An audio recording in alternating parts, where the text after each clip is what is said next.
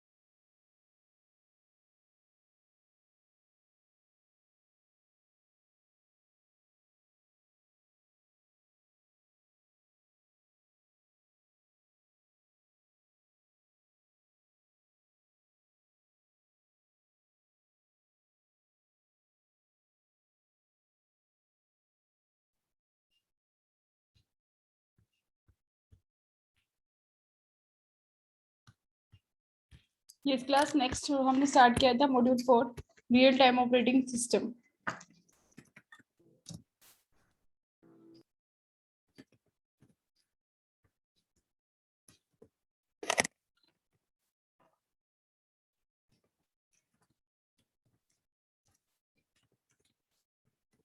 जो main basic था वो आपने ऑलरेडी फर्स्ट यूनिट में इसका स्टडी किया था। रियल टाइम ऑपरेटिंग सिस्टम क्या होता है, what are its characteristics, on which scheduling it is based, and also the types of real time operating system. So what is this real time operating system? This is the type of operating system that is used to serve the real time applications, ठीक है, without any delay. ये एक ऐसा operating system होता है जो बिना delay के कोई भी डेटा को प्रोसेस करता है। जैसे सिस्टम के अंदर डेटा एंटर करता है, at the same time with in few second इसकी डेटा की एग्जीक्यूशन हो जाती है। ठीक है, और इसी को ही हम बोलते हैं 24/7 सर्विसेज जो प्रोवाइड करता है, that is the real time operating system. So real time operating system very simple, that is used to serve the real time applications and it process the data as it comes in without any delay. तो ये भी आपका MCQ question में पूछ सकते हैं, कौन सा ऑपरेटिंग सिस्टम आपका विदाउट एनी डिले डेटा को प्रोसेस कर देता है, डेटा एग्जीक्यूट कर देता है. So that is the real time operating system. और सेकेंडली कौन सा ऑपरेटिंग सिस्टम है जो आपको 24/7 सर्विसेज देता है, that is also the real time operating system. ठीक है, अब रियल टाइम ऑपरेटिंग सिस्टम की वर्किंग मैंने आपको बताई थी. It is based on two concept. Real time system अगर यूज हो रहा है तो वहां पे क्या आपकी शेड्यूलिंग यूज होती है, time sharing concept, and second event driven scheduling. ठीक है, सो real time operating system is based on these two concepts, time sharing पे एंड इवेंट ड्रिवन पे. अगर real time operating system time sharing का use कर रहा है तो सिंपल है, आपको पता है कि यहाँ पे एक टाइम स्लॉट दिया जाएगा 2 सेकेंड्स 4 सेकेंड्स और अप टू 100 मिली सेकेंड्स का टाइम होता है. वो टाइम स्लॉट के अकॉर्डिंग ही रिसोर्स प्रोसेसर जो है वो सभी प्रोसेसेस को असाइन किया जाएगा. और ये क्यों यूज करते हैं, टाइम शेयरिंग का क्या पर्पस होता है, ताकि सभी प्रोसेस को इक्वल अमाउंट ऑफ टाइम के लिए आपका सीपीयू प्रोसेसर मिल सके. कोई भी प्रोसेस ऐसा ना रहे कि जिसको सीपीयू की असाइनमेंट नहीं हुई हो. ठीक है, तो टाइम शेयरिंग पे वर्क करता है real time operating system, plus event driven system पे भी. दोनों साथ में यूज नहीं होते, या तो टाइम शेयरिंग पे वर्क करेगा या फिर इवेंट ड्रिवन पे. इवेंट ड्रिवन अगर आपका होगा तो मैंने आपको बताया था इसमें क्या यूज होगी, इसमें प्रायोरिटीज यूज होगी. यानी कि जिस भी इवेंट की प्रायोरिटी है, जिस प्रोसेस की प्रायोरिटी ज्यादा होगी वो पहले एग्जीक्यूट होगा. यहाँ पे टाइम शेयरिंग का नहीं है, यहाँ पे इवेंट ड्रिवन है. इवेंट ड्रिवन में क्या है, सिंपली प्रायोरिटी बेस्ड एग्जीक्यूशन होगी. अगर आपके पास 3 प्रोसेसेस हैं, P1 P2 P3, P1 has the highest priority, so P1 ही पहले एग्जीक्यूट होगा. जब तक कि उसकी एग्जीक्यूशन कंप्लीट नहीं हो जाएगी तब तक P2 जो है next process, next priority process जो है वो स्टार्ट नहीं हो सकता. ठीक है, तो रियल टाइम सिस्टम जो है ये दोनों शेड्यूलिंग का यूज करता है, प्रायोरिटी शेड्यूलिंग भी जिसको यहाँ पे इवेंट ड्रिवन कंसेप्ट बोलते हैं, और टाइम शेयरिंग जिसमें सिंपल हमें पता है कि राउंड रोबिन अगर आपको एक्सप्लेन करना पड़े तो आप एक्सप्लेन कर सकते हो इजली, कि टाइम स्लॉट आपको शो करना और टाइम स्लॉट के अकॉर्डिंग शेड्यूलिंग आपको ग्रैंड चार्ट पे शो करनी है. ठीक है, इसकी शेड्यूलिंग अभी स्टडी करेंगे आगे, तो उसमें आप देखो कैसे करना है. ठीक है, अब नेक्स्ट देखो जो ऑलरेडी आपने स्टडी किया था, types of real time operating system. Class कितने टाइप्स के होते हैं बताओ, types of RTOS.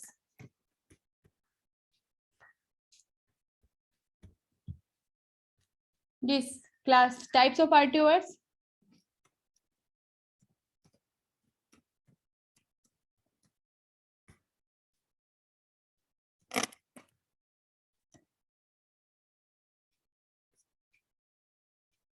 Anyone?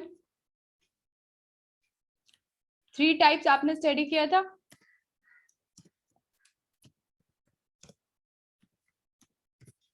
Hard real time system, yes Nikhil, hard time. Next soft time, soft real time operating system. और थर्ड आपने स्टडी किया था फर्म.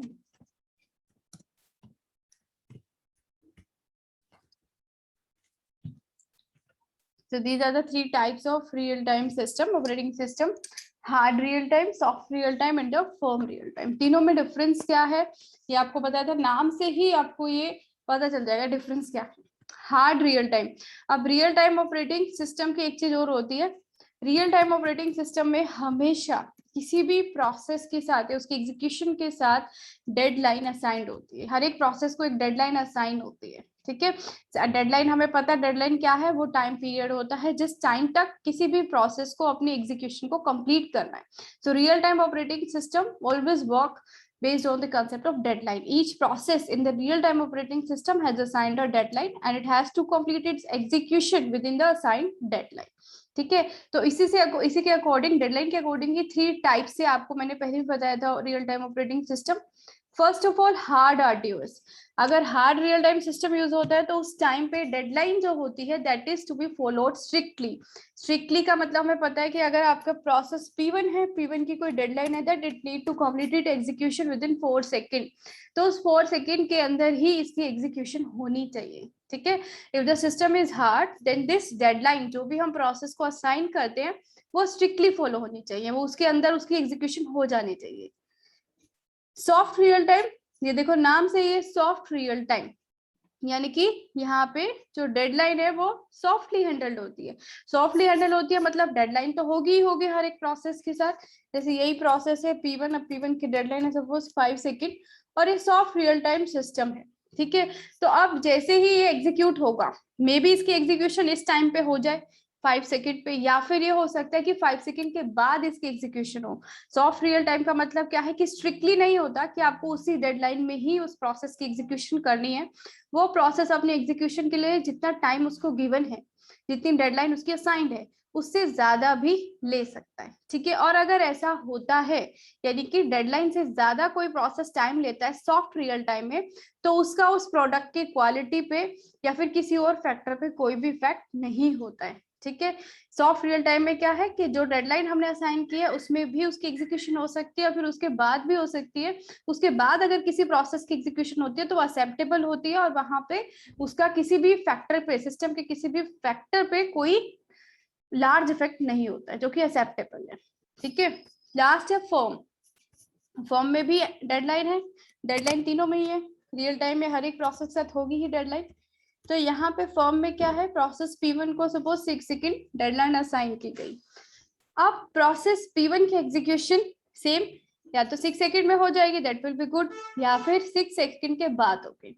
सपोज इसकी एग्जीक्यूशन जो होती है फॉर्म सिस्टम में 7 सेकेंड पे होती है, तो इस चीज का इफेक्ट सिस्टम की जो प्रोडक्ट आपका बनेगा उसकी क्वालिटी पे पड़ेगा, ठीक है। It will affect the quality of the product और सम ऑन स्मॉल फैक्टर वो अफेक्ट करेगा फॉर्म सिस्टम में, लेकिन वो भी आपका एक्सेप्टेबल होगा, ठीक है। ये तीनों में डिफरेंस होता है। हार्ड में क्या है कि स्ट्रिक्टली उसमें होना ही चाहिए, अगर उससे बाहर होता है तो हार्ड सिस्टम वो आउटपुट को एक्सेप्ट ही नहीं करता, उसको इनएक्यूरेट कंसीडर करता है, ठीक है। रियल टाइम ऑपरेटिंग सिस्टम का एमसीक्यू क्वेश्चन ये भी आपका है। एक तो ये अभी आपको पता है 24/7 सर्विसेज, दूसरा without any delay information process होती है, थर्ड टाइम शेयरिंग या इवेंट ड्रिवन, कोई भी कंसेप्ट यूज कर सकता है। टाइम शेयरिंग में टाइम स्लॉट का यूज करता है, इवेंट ड्रिवन में प्रायोरिटी बेस्ड वर्क होता है। नेक्स्ट यहाँ पे क्या होती है, हर एक प्रोसेस के साथ डेडलाइन होगी। अब रियल टाइम ऑपरेटिंग सिस्टम क्या कहता है, अगर हार्ड रियल टाइम आपका यूज हो रहा है, अगर आउटपुट हमारी असाइन डेडलाइन के बाद मिलती है, जैसे फर्स्ट में जो लिया था हमने 4 सेकेंड था, 4 सेकेंड के बजाय 8 सेकेंड पे वो एग्जीक्यूट हो रहा है, तो रियल टाइम सिस्टम इसको एक्सेप्ट ही नहीं करेगा, ठीक है। वो उसको क्या कंसिडर करते हैं आपको याद रखना है, it will consider this output as an inaccurate output. क्यों? क्योंकि वो डेडलाइन के बाद आई है, तो डेडलाइन के बाद जो भी उसको रिसीव होगी वो उसको लेता ही नहीं है, वो फिर से उसको एग्जीक्यूट करता है प्रोग्राम को, ठीक है। नेक्स्ट जो सॉफ्ट और फर्म क्या था, सॉफ्ट और फर्म दोनों में ही जो डिले है, यानी कि डेडलाइन के बाद की जो एग्जीक्यूशन हो रही है वो एक्सेप्टेबल होती है, लेकिन सॉफ्ट के अंदर तो कोई इफेक्ट होता ही नहीं किसी भी फैक्टर पे अगर वो बाद में हो रही है। फर्म के अंदर इफेक्ट होता है और मेनली किस पे होता है, उस प्रोडक्ट की क्वालिटी पर, लेकिन उस चीज को पूरी तरह से इग्नोर नहीं किया जाता, उस चीज को जो भी आउटपुट आई उसको एक्सेप्ट किया जाता है, और हार्ड के अंदर वो आउटपुट एक्सेप्ट नहीं होती है, ठीक है। अब नेक्स्ट देखो स्ट्रक्चर ऑफ आरटीओएस, ये आपने टॉपिक नहीं पढ़ा पहले, स्ट्रक्चर ऑफ आरटीओएस।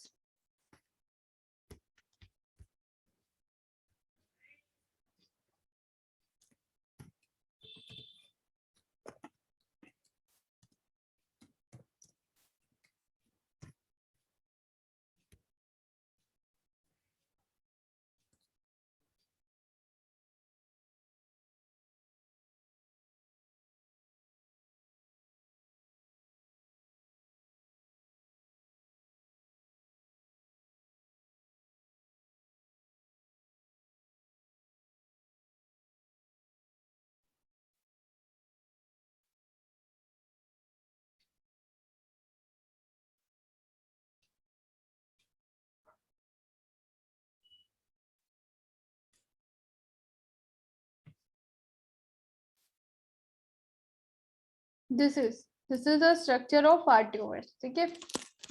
सब्जेक्टिव एग्जाम आता है तो आपको ड्रॉ करने की रिक्वायरमेंट है ऑब्जेक्टिव के अंदर, लेकिन ये जितने भी इसके पार्ट्स आपको दिख रहे हैं यहाँ पे, sensor, actuators, conditioning units, interfaces and this real time system, तो इनकी फंक्शनिंग आपकी किसी की भी एमसीक्यू के फॉर्म में आ सकती है, ठीक है।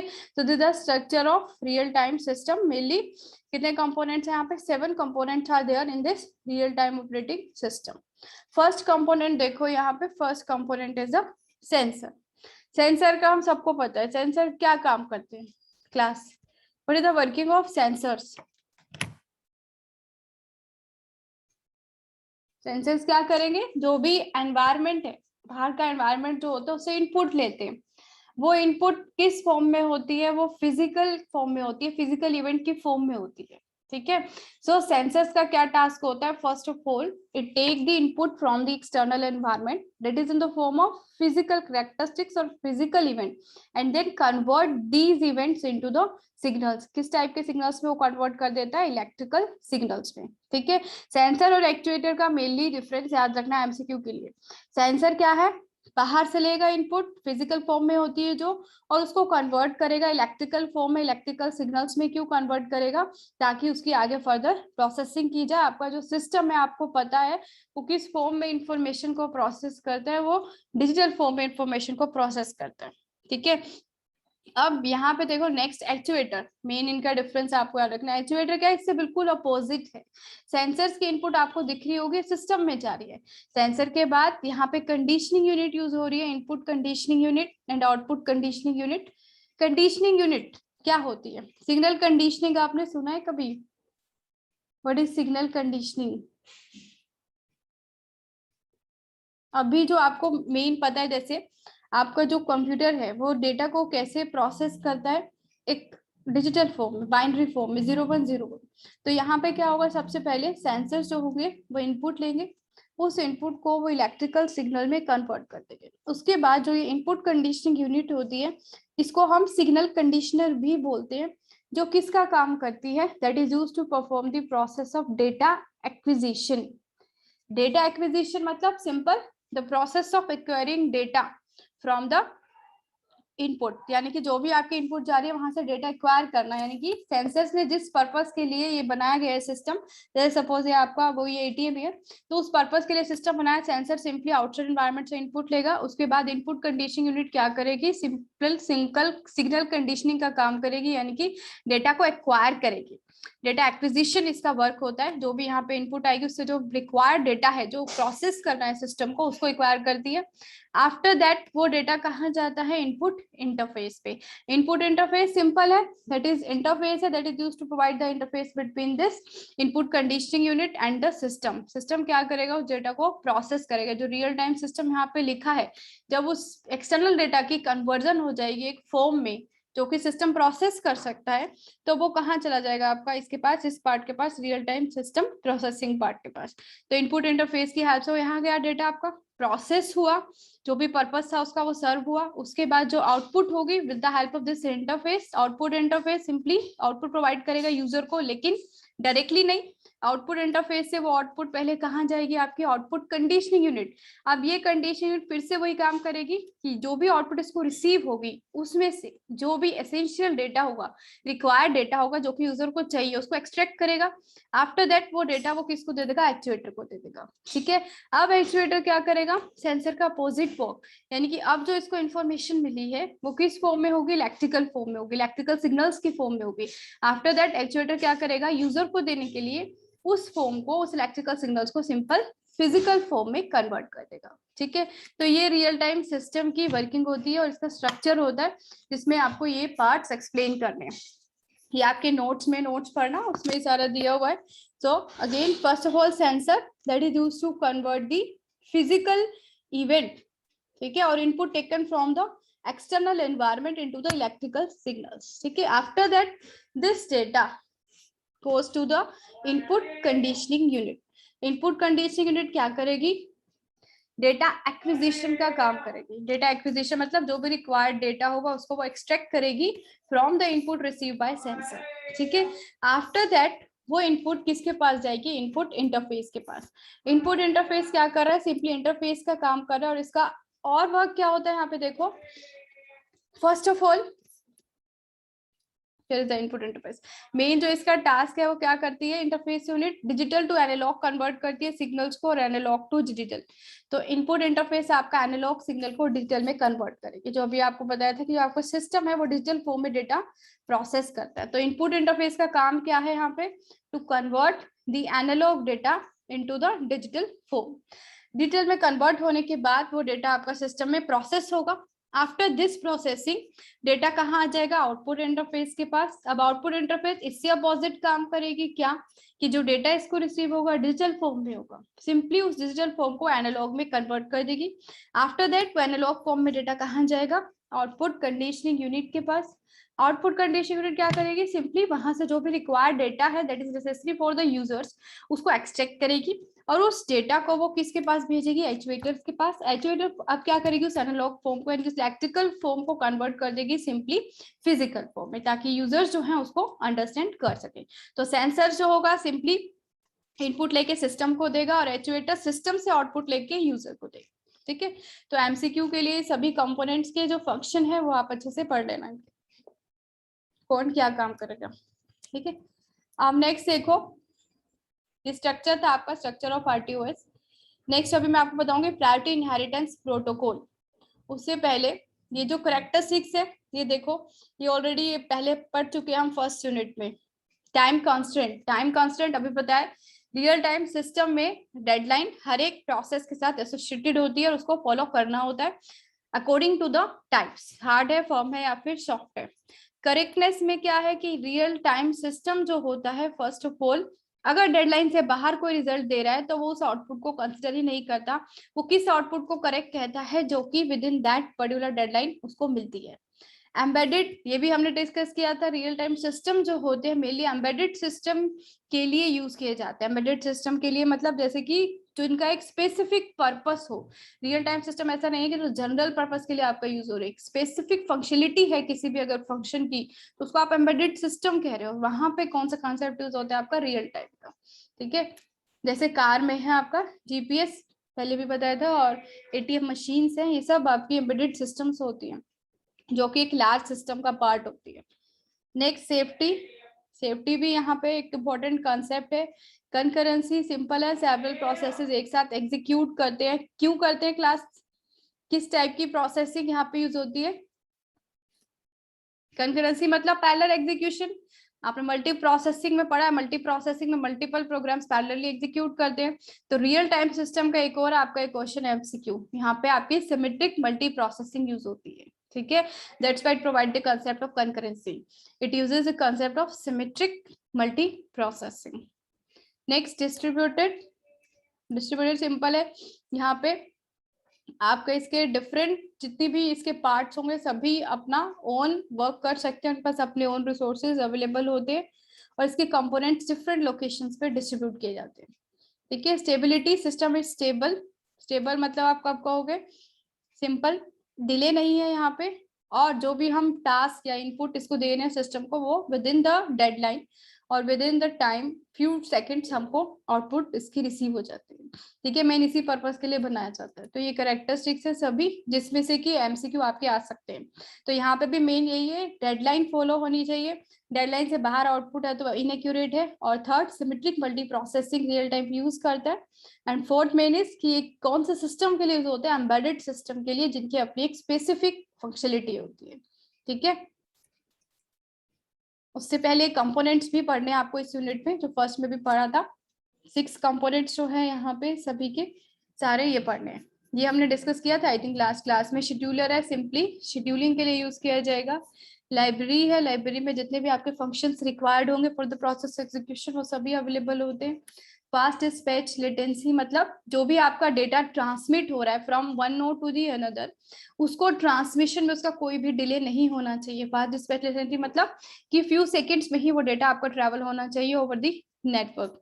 Next, user defined data objects, ये आपका यूज किया जाता है फॉर द सिक्योरिटी पर्पस। सभी जो वर्किंग होती है आपने उसमें भी पढ़ा होगा, ऑब्जेक्ट ओरिएंटेड किस लिए की जाती है, मेनली सिक्योरिटी के लिए आपका। Memory management, obviously operating system है तो यहाँ पे मेमोरी मैनेजमेंट होगा ही होगा।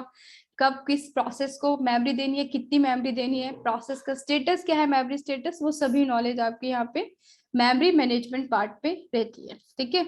और सिमेट्रिक मल्टी प्रोसेसिंग, ये भी आपको पता है, सिमेट्रिक मल्टी प्रोसेसिंग यूज करता है आपका real time system.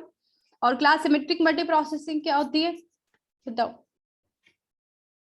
What do you mean by symmetric multi processing?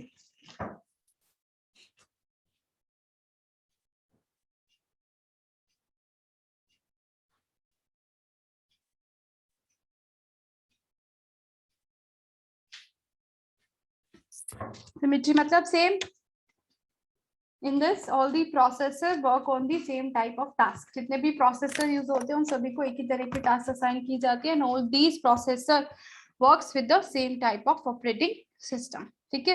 That is symmetric multi processing. Asymmetric में क्या था आपका, मास्टर स्लेव यूज हो रहा था, और सिमेट्रिक के अंदर मास्टर स्लेव नहीं होता, सेल्फ शेड्यूलिंग यहाँ पे की जाती है, ठीक है। तो रियल टाइम सिस्टम आपका सिमेट्रिक पे बेस्ड होता है। अब नेक्स्ट देखो इंपॉर्टेंट टॉपिक है यहाँ पे, that is priority inheritance protocol. This one, priority inheritance.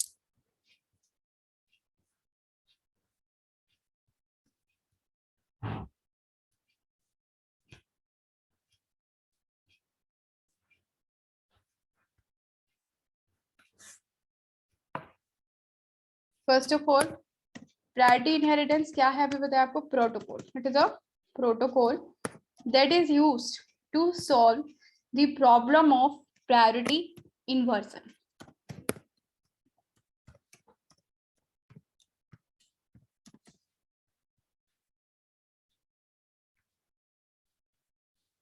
किस लिए यूज होता है, क्या पर्पस है इस प्रोटोकॉल का? It's purpose is to solve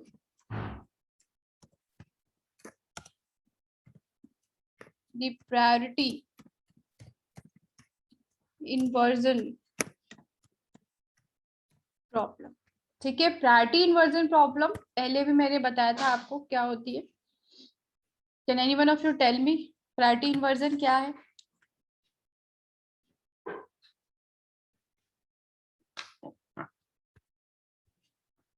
critical section आपने स्टडी किया था कंसेप्ट, कितने सेक्शंस होते हैं वहां पे, entry section, critical section, exit section, ठीक है। उसके अलावा एक और होता है आपका रिमेनिंग सेक्शन। तो यहाँ पे प्रायोरिटी इन्वर्जन क्या है, first of all this is entry,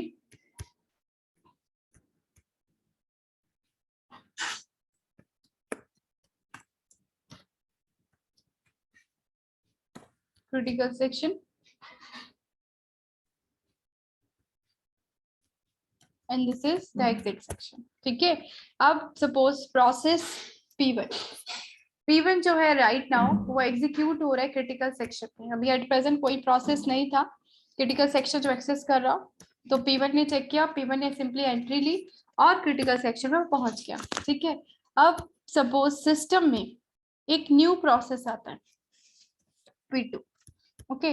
अब P2 की प्रायोरिटी सपोज P1 से हाई है, यहाँ पे P1 है, P1 is a low priority process as compare to P2, but right now P1 ने एंट्री ले चुका, क्योंकि उस टाइम पे कोई प्रोसेस नहीं था जो कि क्रिटिकल सेक्शन के लिए रिक्वेस्ट कर रहा हो, तो सिंपली P1 अभी अपने क्रिटिकल सेक्शन में एग्जीक्यूट कर रहा है। अब P2 आया, P2 हाई प्रायोरिटी है, तो क्या ये प्रीएम्प्ट होगा? नहीं। क्यों नहीं होगा? क्योंकि due to the mutual exclusion, जो कंडीशन होती है आपकी क्रिटिकल सेक्शन के लिए आपने स्टडी किया था, जो म्यूचुअल एक्सक्लूजन कंसेप्ट है वो क्या कहता है कि एक टाइम पे एक ही प्रोसेस क्रिटिकल सेक्शन को एक्सेस कर सकता है। At a time only one process can access the critical section, other process has to wait for the assignment of critical section, ठीक है। तो यहाँ पे अब क्या किया, P1 जो कि लो प्रायोरिटी प्रोसेस था, जैसे ही P2 आया तो P2 अंदर नहीं जा सका, क्योंकि म्यूचुअल एक्सक्लूजन के रूल के अकॉर्डिंग P1 पहले एग्जीक्यूट करेगा, क्योंकि वो ऑलरेडी ही क्रिटिकल सेक्शन में प्रेजेंट है। जब तक P1 एग्जिट सेक्शन से बाहर नहीं आ जाएगा P2 को एंट्री नहीं मिल सकती। तो इस चीज को आप प्रायोरिटी इन्वर्जन बोल रहे हो। यहाँ पे हो क्या रहा है कि एक लो प्रायोरिटी प्रोसेस ने एक हाई प्रायोरिटी प्रोसेस को रोक रखा है, उसको बोलते हैं ब्लॉक कर रखा है हियर। तो process P1 which has a low priority has blocked the process P2 जो कि वेट कर रहा है to enter into the critical section. तो ऐसी प्रॉब्लम अराइज ना हो कि लो प्रायोरिटी हाई को ब्लॉक कर रहा हो, तो उस चीज को सॉल्व करने के लिए आपका प्रायोरिटी इनहेरिटेंस प्रोटोकॉल यूज होता है, ठीक है। प्रायोरिटी इनहेरिटेंस, अब ये भी देखो आपका नाम से ही क्लियर है, प्रायोरिटी इनहेरिटेंस, यानी कि यहाँ पे क्या करना पड़ेगा, प्रायोरिटी को इनहेरिट करना पड़ेगा इस प्रॉब्लम को सॉल्व करने के लिए। ठीक है, प्रॉब्लम क्या थी कि एक लो प्रायोरिटी हाई प्रायोरिटी को ब्लॉक करके रखा है। ठीक है, क्यों, किस वजह से, म्यूचुअल एक्सक्लूजन की कंडीशन की वजह से, क्योंकि एक टाइम पे एक ही प्रोसेस आपका क्रिटिकल सेक्शन में हो सकता है। अब प्रायोरिटी इनहेरिटेंस प्रोटोकॉल क्यों बनाया गया, ताकि वो इस प्रॉब्लम को सॉल्व कर सके। अब इस प्रॉब्लम को सॉल्व करने के लिए क्या किया, यहाँ पे करना क्या है, सिंपली प्रायोरिटी को इनहेरिट करना है। कौन इनहेरिट करेगा प्रायोरिटी को, ये जो P1 है, ये लो प्रायोरिटी प्रोसेस है, वो प्रायोरिटी इनहेरिट करेगा, प्रायोरिटी लेगा किसकी, बाहर जो आपका हाई प्रायोरिटी प्रोसेस वेट कर रहा है क्रिटिकल सेक्शन में जाने के लिए उसकी। यानी कि P1 जो है, अब जैसे ही P2 सिस्टम में आता है, if the system is using this priority inheritance protocol, तो सिंपली P1 जो है P2 की प्रायोरिटी इनहेरिट कर लेगा। तो P1 जो है अब लो से चेंज हो जाएगा हाई में, P1 की प्रायोरिटी अब हाई हो गई। ठीक है, P2 एज इट इज है, अभी P2 की जो प्रायोरिटी है जस्ट अभी कुछ टाइम के लिए अपनी एग्जीक्यूशन के लिए P1 ने इसकी प्रायोरिटी को इनहेरिट कर लिया, तो P2 की प्रायोरिटी अब ये चेंज हो गई है लो टू हाई। अब आराम से P1 जो है क्रिटिकल सेक्शन में अपनी एग्जीक्यूशन को पूरा कर सकता है। तो P1 अब क्रिटिकल सेक्शन अपना एग्जीक्यूशन करेगा। आफ्टर दैट जब उसकी एग्जीक्यूशन कंप्लीट हो जाएगी तो P1 एग्जिट सेक्शन से बाहर आ जाएगा। अब जैसे ही P1 एग्जिट सेक्शन से बाहर आएगा तो ये वापस से अपनी ओरिजिनल प्रायोरिटी गेन कर लेगा, रीगेन इट्स ओरिजिनल प्रायोरिटी। तो P1 की फिर से प्रायोरिटी जो ओरिजिनल थी वही इसके पास आ जाएगी लो। जैसे फॉर एग्जांपल, अभी जो एग्जांपल आपको सॉल्व करना पड़ेगा इसके लिए भी, तो उसमें 0 1 2 इस तरह से प्रायोरिटी आपको असाइन करते हैं। सो P1 की प्रायोरिटी सपोज आपकी थी 1 और P2 की है 0, 0 is the highest, after that 1, P2, P3, P4 इस तरह से। ठीक है, सो P1 1 था यानी कि लो पे था, अब हाई प्रायोरिटी आया तो प्रायोरिटी इन्वर्जन हो गई। प्रायोरिटी इन्वर्जन को सॉल्व करने के लिए P1 ने P2 की प्रायोरिटी ले ली, इनहेरिट कर ली।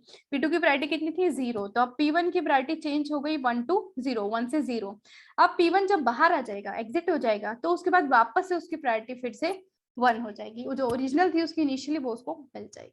ठीक है, तो ये कंसेप्ट होता है आपका प्रायोरिटी इनहेरिटेंस प्रोटोकॉल का। तो प्रायोरिटी इनहेरिटेंस एमसीक्यू के लिए मेन किस लिए यूज होता है, प्रायोरिटी इन्वर्जन प्रॉब्लम को सॉल्व करने के लिए। ठीक है, और प्रायोरिटी इन्वर्जन क्या होती है कि उसमें एक लो प्रायोरिटी प्रोसेस हाई प्रायोरिटी को ब्लॉक कर देता है। ठीक है, तो प्रायोरिटी इनहेरिटेंस सिंपल क्या है, प्रायोरिटी को इनहेरिट कर रहा है एक प्रोसेस, कौन सा प्रोसेस, लो प्रायोरिटी। लो priority process high priority process जो कि क्रिटिकल सेक्शन के बाहर वेट कर रहा है उसकी प्रायोरिटी को ले लेता है, इनहेरिट कर लेता है कुछ टाइम के लिए। जैसे ही वो अपना एग्जीक्यूशन करके बाहर आ जाता है क्रिटिकल सेक्शन से, तो वापस से उसके पास उसकी ओरिजिनल प्रायोरिटी आ जाती है। ठीक है, तो जैसे ये बाहर आ जाएगा तो फिर P2 एंटर कर लेगा, फिर P2 अपना एग्जीक्यूशन को पूरा करेगा। ठीक है, अब इसकी आप कैसे इसको सॉल्व करोगे, देखो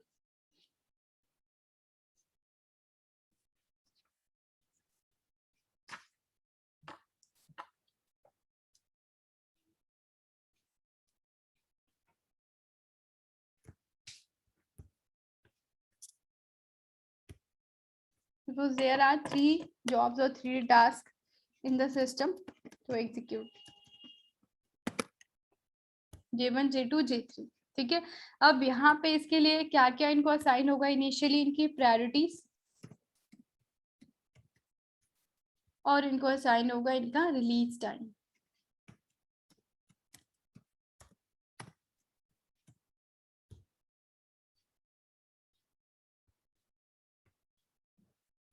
प्रायोरिटीज फॉर एन एग्जाम्पल आप अपना कोई भी प्रायोरिटी दे सकते हैं, बट इसमें आपका वो कंसेप्ट यूज होना चाहिए जिसकी हम बात कर रहे हैं, दैट इज प्रायोरिटी इनहेरिटेंस। ठीक है, यहाँ पे रिलीज टाइम,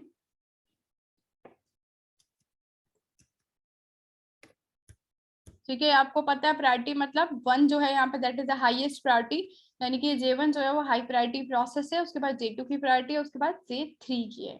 और रिलीज टाइम मतलब सिस्टम में एग्जीक्यूट होने के लिए कब रिलीज होते हैं, तो J1 2 पे 2 यूनिट ऑफ टाइम पे हो रहा है, J2 5 पे और J3 0 पे। ठीक है, अब इसके अलावा जो आपको पहले से ही इनिशियली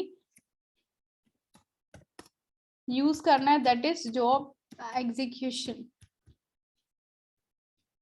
अभी जॉब एग्जीक्यूशन ये क्या है, सिंपल है कि आपका J1 J2 J3 जितने ये 3 प्रोसेस या 3 जॉब्स है, इनको कितना तो क्रिटिकल सेक्शन की रिक्वायरमेंट है और कितनी नॉन क्रिटिकल सेक्शन की रिक्वायरमेंट है, तो ये भी आपको पहले से ही एज एन एग्जाम्पल देना होगा। ठीक है, पहले से आपको यहाँ क्वेश्चन आता है तो सिंपली आपको दिया जाएगा प्रायोरिटी क्या है, रिलीज टाइम क्या है, प्लस इन तीनों को कितनी क्रिटिकल सेक्शन की रिक्वायरमेंट है और कितनी नॉन क्रिटिकल की। ठीक है, तो जैसे फॉर एग्जाम्पल यहाँ पे आप NCS means non critical section, CS means critical section, which मैं एनसीएस ले रही हूँ नॉन क्रिटिकल सेक्शन। तो CS simple critical section denote कर रहा है और एनसीएस नॉन क्रिटिकल सेक्शन। अब यहाँ पे देखो आगे, अब आपको यहाँ पे ये असाइन करना है कि J1 को इनका कितना रिक्वायरमेंट है, J2 को कितना है, J3 को कितना है। तो यहाँ पे आप मेंशन करोगे J1,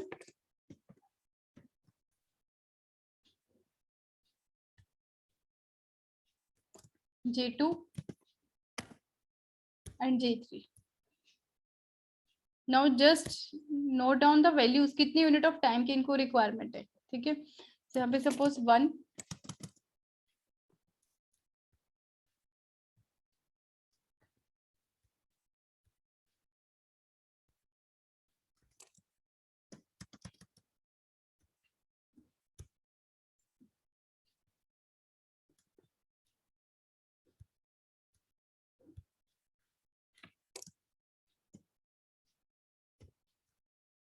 अब जो आपका चार्ट रो होगा that is separate for all the 3 jobs.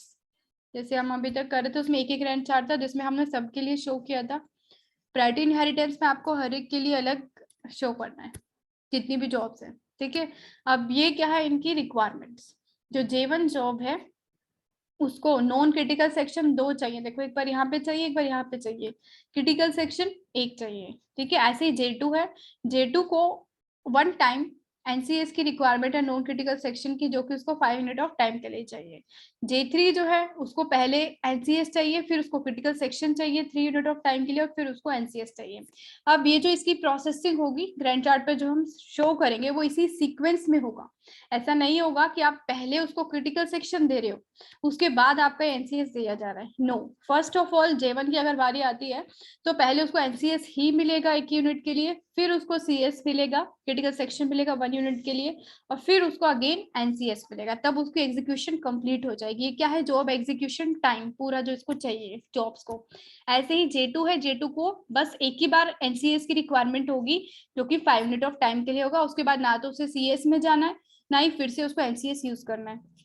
J3 ऐसे ही सेम, पहले उसको एनसीएस मिलेगा 1 यूनिट ऑफ टाइम के लिए, उसके बाद उसकी क्रिटिकल सेक्शन की रिक्वेस्ट फुलफिल होगी 3 यूनिट ऑफ टाइम की, एंड आफ्टर दैट फिर से उसको एनसीएस की रिक्वायरमेंट होगी नॉन क्रिटिकल सेक्शन। ठीक है, लेकिन इन तीनों में से भी फर्स्ट कौन सा प्रोसेस आपका स्टार्ट होगा वो डिपेंड करेगा इनकी प्रायोरिटी पे प्लस इनकी रिलीज टाइम पे। ठीक है, अब इन तीनों के लिए आपको क्या ड्रॉ करनी है, grand chart. J1 J2 J3 ये सब आपको गिवन होगा। आपको करना क्या है, ग्रैंड चार्ट पे शो करना है किस तरह से इनको शेड्यूलिंग की जाएगी इनकी।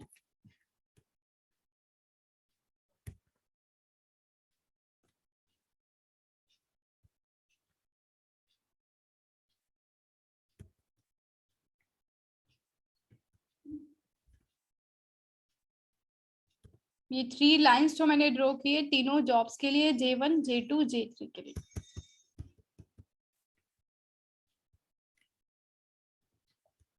J1 J2, और ये याद रखना एक टाइम पे एक ही प्रोसेस को एक ही जॉब को आपका रिसोर्स मिल सकता है। ठीक है, जैसे सपोज अगर 1 to 2 यूनिट ऑफ टाइम में J1 एग्जीक्यूट हो रहा है तो उस 1 to 2 यूनिट ऑफ टाइम में J2 भी एग्जीक्यूट नहीं हो सकता और J3 भी एग्जीक्यूट नहीं हो सकता। 1 यूनिट ऑफ टाइम अगर कोई एक जॉब यूज कर रही है तो उसको उस टाइम पे कोई और प्रोसेस इस सिस्टम में एग्जीक्यूट नहीं होगा, वही प्रोसेस एग्जीक्यूट होगा। ठीक है, अब सबसे पहले तो आपने जितनी जॉब से उतना ये लाइन्स आपने ड्रॉ किया, उसके बाद आप यहाँ पे क्या दोगे, टाइम। टाइम स्टार्ट करोगे, टाइम स्टार्ट विद 0, आपको पता है 0 1,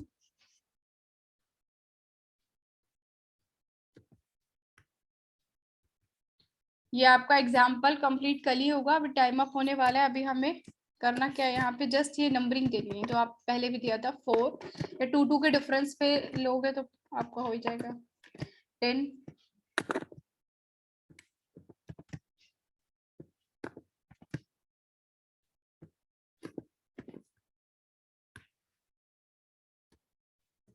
ठीक है, same for J2 and J3 के लिए भी हमें देना है।